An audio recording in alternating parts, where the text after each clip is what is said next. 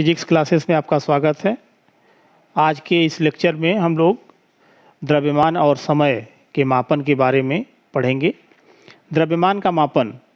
द्रव्यमान क्या है? द्रव्यमान पदार्थ का एक आधारभूत गुण है। यह पिंड के ताप, दाब या किसी स्थिति पर निर्भर नहीं करता। द्रव्यमान का SI मात्रक किलोग्राम है। मास है क्या? द्रव्यमान है क्या? जड़त्व की माप ही वस्तु के द्रव्यमान की माप कहलाती है। इसके आधार पर द्रव्यमान के मापन को दो वर्गों में बांटा गया है और ये दोनों क्या हैं? एक है गुरुत्वीय द्रव्यमान, ग्रेविटेशनल मास। किसी पिंड का गुरुत्वीय द्रव्यमान वह द्रव्यमान है जो पृथ्वी के कारण उस पर आरोपित बल को निर्धारित करता है। किसी वस्तु का भार उसके द्रव्यमान के अनुक्रमानुपाती होता है, यानी W = mg। तो इस तरह से F = हो गया mg या M = F/g। F वस्तु पर लगने वाला गुरुत्वाकर्षण बल, g गुरुत्वीय बल। तो W = F = mg, तो W प्रोपोर्शनल m, अर्थात W1/W2 = m1/m2। तो किसी भी वस्तु का गुरुत्वीय द्रव्यमान उसके भार को व्यक्त करता है और उसका भार क्या बताता है कि पृथ्वी उस वस्तु को अपनी ओर किस गुरुत्वाकर्षण बल से खींचती है। गुरुत्वीय द्रव्यमान को स्प्रिंग तुला अर्थात स्प्रिंग बैलेंस या भौतिक तुला से मापा जाता है। वस्तु का द्रव्यमान स्प्रिंग के खिंचाव के अनुक्रमानुपाती होता है। जैसे कि आप स्प्रिंग तुला से स्प्रिंग बैलेंस देखे ही होंगे। स्प्रिंग बैलेंस में जब हम किसी वस्तु को लटका करके उसका द्रव्यमान ज्ञात करते हैं, भार ज्ञात करते हैं, तो उसकी स्प्रिंग नीचे की तरफ खींचती है। अगर उसकी खिंचाव अगर अधिक है, इसका मतलब उस पर अधिक द्रव्यमान लटका हुआ है, और अगर उसका भार जो है कम है तो वह कम खिंचाव उसमें उत्पन्न होता है। तो जो स्प्रिंग में खिंचाव होता है वह द्रव्यमान के अनुक्रमानुपाती होता है। तो द्रव्यमान अधिक होगा तो खिंचाव अधिक होगा, द्रव्यमान कम होगा तो खिंचाव कम होगा। इस तरह से अगर हम दो द्रव्यमान ले लें, M1 और M2, और वह स्प्रिंग तुला से लटकी हुई है, तो अगर M1 पर स्प्रिंग में खिंचाव x1 और M2 पर x2 होता है, तो M1/M2 = x1/x2। इस तरह से अगर M1 और M2 में से कोई ज्ञात है तो हम दूसरे की वैल्यू निकाल सकते हैं। दूसरा, जड़त्वीय द्रव्यमान, इनर्शियल मास। जड़त्व क्या होता है? किसी पिंड का वह गुण जिसके कारण वह अपनी स्थिति में परिवर्तन का विरोध करता है, जड़त्व कहलाता है। किसी वस्तु पर लगाए गए बल तथा उसके कारण उस पिंड में उत्पन्न त्वरण के अनुपात को जड़त्व द्रव्यमान कहते हैं। तो किसी पिंड का जड़त्वीय द्रव्यमान जड़त्वीय तुला से ज्ञात किया जाता है। जड़त्वीय तुला मतलब इनर्शिया बैलेंस। इनर्शिया बैलेंस में आप ये देखेंगे कि यह यानी इसके ऊपर ग्रेविटेशनल बल, ग्रेविटेशनल फोर्स का प्रभाव नहीं पड़ना चाहिए। तो आइए देखते हैं जड़त्वीय तुला।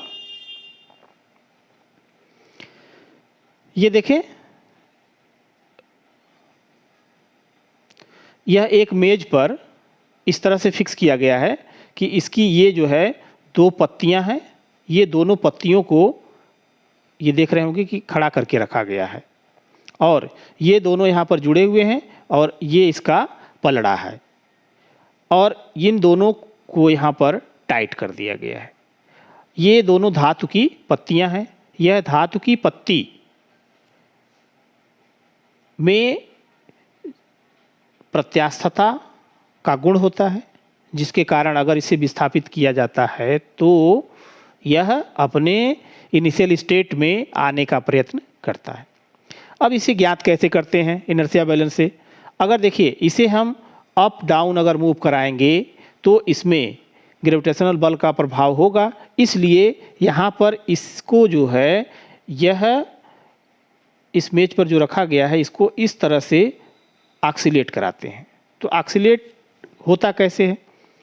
इस पलड़े का द्रव्यमान mp जो कि इसके ऊपर लिखा गया होता है।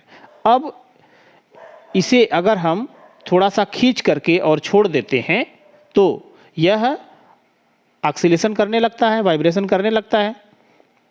इसका जो vibration time t equals to 2 pi under root m/k होता है। m इस पर लगाया गया द्रव्यमान और k इसका बल नियतांक होता है। तो इस तरह से आप कह सकते हैं कि टी स्क्वायर प्रोपोर्शनल m, अर्थात जो इस पलड़े पर द्रव्यमान रखा जाता है वह इसके समय आवर्तकाल के वर्ग के अनुक्रमानुपाती होता है। अब इसे ज्ञात करने के लिए हम दो द्रव्यमान ले लेते हैं, m1 और m2। तो जब m1 और m2 ले लेते हैं दो द्रव्यमान, तो ये देखें ऊपर के इक्वेशन से T1 का स्क्वायर अपान T2 का square equals to MP plus M1 upon MP plus M2। MP जो है ये पलड़े का मास है, M1 पहले हमने रखा और इस पर जो है टाइम पीरियड T1 मिला। सेकेंड टाइम हम M2 रखे और इस पर जो है टाइम पीरियड T2 मिला। तो इन दोनों के बीच रिलेशन मिल गया। T1 T2 हम ज्ञात कर लेते हैं। M1 और M2 में से एक नोन होगा तो दूसरे अननोन की वैल्यू को हम ज्ञात कर सकते हैं।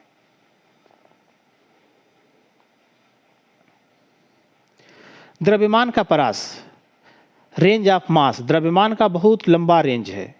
प्रत्येक वस्तु का द्रव्यमान भिन्न भिन्न होता है, जिसकी परास की कोटि, इलेक्ट्रॉन का द्रव्यमान की कोटि जो कि 10⁻³ किलोग्राम से पूरे प्रेक्षणीय विश्व का द्रव्यमान 10⁵ किलोग्राम तक होता है। और विश्व में जितने भी वस्तुएं हैं, पिंड हैं, यह सभी 10⁻³ किलोग्राम से 10⁻55 किलोग्राम के बीच में लाई करती हैं। जैसे अगर हम एक मनुष्य के द्रव्यमान की बात करें तो इसका आर्डर होगा 10⁻², हाथी का 10⁻³, इसी तरह से पृथ्वी का 10⁻25 और इस तरह से इसके बीच में बहुत से रेंज हैं, बहुत से द्रव्यमान के मास, द्रव्यमान जो है इसमें लाई करते हैं। तो इस तरह से इसे हम कहेंगे द्रव्यमान का परास। चंद्रशेखर सीमा, ये टॉपिक जो है आप ये देखें कि चंद्रशेखर सीमा है क्या। चंद्रशेखर लिमिट यह द्रव्यमान की सबसे बड़ी इकाई है। ये एक चंद्रशेखर सीमा सूर्य के द्रव्यमान के 1.4 गुना द्रव्यमान के बराबर होती है। अर्थात सूर्य का जितना द्रव्यमान है उसका 1.4 गुना चंद्रशेखर सीमा या CSL कहा जाता है। तो 1 CSL इक्वल्स टू 1.4 इंटू सूर्य का द्रव्यमान। सूर्य के द्रव्यमान का 1.4 गुना होता है। और छोटी इकाई मापने के लिए हम लोग परमाणु द्रव्यमान मात्रक AMU, एटॉमिक मास यूनिट का उपयोग करते हैं। एटॉमिक मास यूनिट क्या है? कार्बन 12 परमाणु के द्रव्यमान के 12वें भाग को एक परमाणु द्रव्यमान मात्रक कहते हैं। तो 1 AMU इक्वल्स टू 1.66 10⁻27 किलोग्राम। समय का मापन, आप समय के मापन में इसकी जो है रेंज या इसकी जो परास है ये क्या है। किसी अत्यधिक अस्थायी कण का जीवन काल 10⁻24 सेकेंड। यह नाभिकीय घटनाओं में होता है कि जब वह नाभिकीय घटनाएं होती हैं तो उसके अंतर्गत जब परमाणु या इलेक्ट्रॉन का जो परिवर्तन होता है, प्रोटॉन का न्यूट्रॉन में, न्यूट्रॉन का प्रोटॉन में परिवर्तन होता है, तो इसके अंतर्गत जो समय अंतराल होता है वह 10⁻24 सेकेंड के आर्डर का होता है। इसी तरह से ध्वनि तरंगों का आवर्तकाल 10⁻³ सेकेंड का। आँख की पलकों को झपकने में लगा समय 10⁻⁻1 सेकेंड। मानव हृदय की दो क्रमिक धड़कनों के बीच का समय अंतराल 10⁻0 और किसी का पावर 0 होता तो उसकी वैल्यू 1, दैट इज 1 सेकेंड हो गया। सूर्य से पृथ्वी तक प्रकाश के आने में लगा समय, पृथ्वी का सूर्य के परितः कक्षीय गति का आवर्तकाल, विश्व की आयु, तो विश्व की आयु 10⁻17 सेकेंड के कोटि का है। तो समय 10⁻24 से 17 के बीच में लाई करता है। तो जैसा समय होगा उसी के अनुरूप उसके मापन की आवश्यकता होती है। अब इस मापन में क्या क्या प्रयुक्त किए जाते हैं? तो पहला है सौर घड़ी, सोलर क्लॉक। सौर घड़ी के द्वारा सूर्य की परितः पृथ्वी के परिक्रमण काल को बताया जाता है। और अभी तक जितने भी सावधानीपूर्वक परीक्षण लिए गए हैं, इससे प्रदर्शित होता है कि पृथ्वी का अपनी अक्ष के परितः घूर्णन काल दिन से दिन व वर्ष से वर्ष थोड़ा सा परिवर्तित हो जाता है। अर्थात घूर्णन काल जैसे आज निकाले, कल निकाले, या सूर्य के चारों तरफ पृथ्वी चक्कर लगाती है उस समय को निकालें तो इसमें कुछ परिवर्तन होता है। क्वार्ट क्रिस्टल घड़ी, यह क्वार्ट क्रिस्टल ताप विद्युत प्रभाव पर आधारित है। इसके अनुसार यदि क्वार्ट क्रिस्टल के समांतर विपरीत पृष्ठों के बीच परिवर्ती दाब आरोपित करते हैं तो दूसरे लंबवत पृष्ठों के बीच विद्युत वाहक बल उत्पन्न हो जाता है, जिसका उपयोग उत्पन्न दोलन के समय अंतराल को मापने में किया जाता है। और यह इतना एक्यूरेट होता है कि आप कह सकते हैं कि 10⁹ सेकेंड में 1 सेकेंड का अंतर आता है। 10⁹ सेकेंड में 1 सेकेंड का, अर्थात इससे हम बहुत ही एक्यूरेट मेजरमेंट कर सकते हैं। परमाणु घड़ियाँ, atomic clock.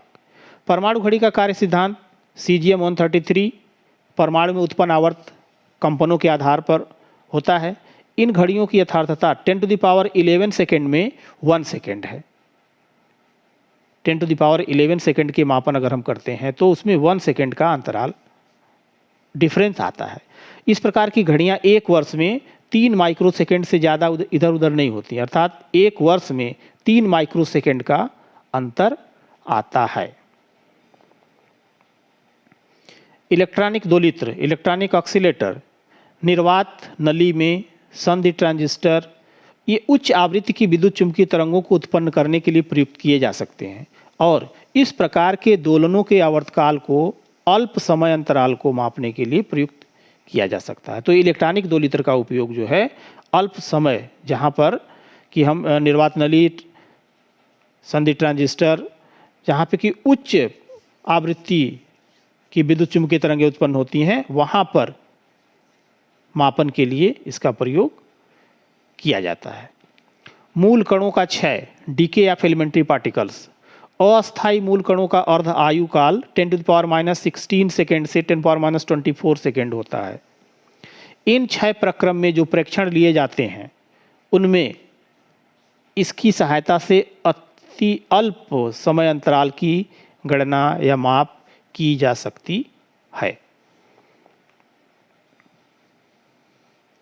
Radio active dating, इस विधि का उपयोग लंबे समय अंतरालों के मापन में किया जाता है। जैसे कोई जीवाश्म है, उसकी आयु ज्ञात करनी है तो कार्बन डेटिंग का प्रयोग करके ज्ञात किया जाता है। लेकिन जैसे चट्टान है, पृथ्वी, इसकी आयु ज्ञात करने के लिए यूरेनियम डेटिंग का प्रयोग किया जाता है। सेक, ये देखें, यह समय की प्रयोगात्मक इकाई है जो नाभिकीय भौतिकी में प्रयुक्त की जाती है। एक सेक 10 नैनो सेकेंड के बराबर होता है। तो एक सेक इक्वल टू हो जाएगा 10⁻8 सेकेंड। अब जैसे आपने पढ़ा हुआ है कि जब परमाणु का कोई इलेक्ट्रॉन ऊर्जा लेता है तो ऊर्जा लेकर के वह ऊपर वाली कक्षा में चला जाता है, लेकिन वह बहुत देर तक वहाँ नहीं रह पाता है। वह वहाँ पर 10⁻8 सेकेंड तक ही रह पाता है। वही समय 1 सेक कहा जाता है। और जब फिर वह मेटा स्टेबल स्टेट में आता है तो वह 100 गुना अधिक समय तक रहता है, तो 10⁻6 सेकेंड तक रहता है। तो परमाणु के इलेक्ट्रॉन को जो ऊर्जा दी गई, ऊर्जा ले करके वह जब ऊपरी कक्षा में पहुंचा तो जितने देर तक रुका था वह समय 1 सेक या 10⁻8 सेकेंड होता है।